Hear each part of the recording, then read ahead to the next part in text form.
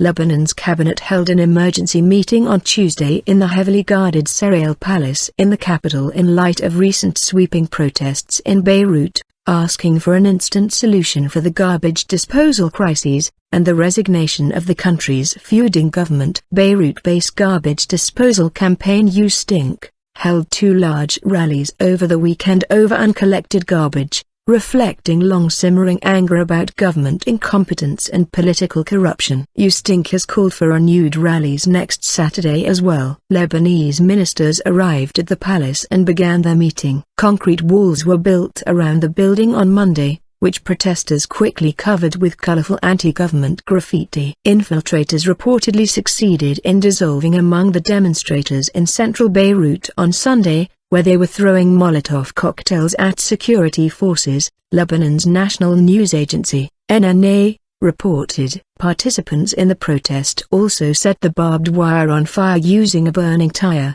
after which they portioned it and began throwing pieces at the security forces, NNA added. General Jean Kawaji, Lebanon's army commander, said late on Monday that the armed forces would protect any peaceful demonstrations but would not tolerate security violators or infiltrators who sought to sow sedition and chaos. The You Stink campaign spokesperson denied any role in the violence that took place during the protest and blamed it on thugs that infiltrated the protests. The UN Special Coordinator for Lebanon on Monday urged maximum restraint by all sides. The You Stink protests raged on as police forces were deployed on the ground to tackle the increasing number of protesters demanding rubbish collection and denouncing corruption, which they called as political dysfunction in Lebanon. The first and only fatality came on Sunday, as scores were brutally injured in clashes between anti-government protesters and Lebanese police officers. Some of the injured suffered smoke inhalation,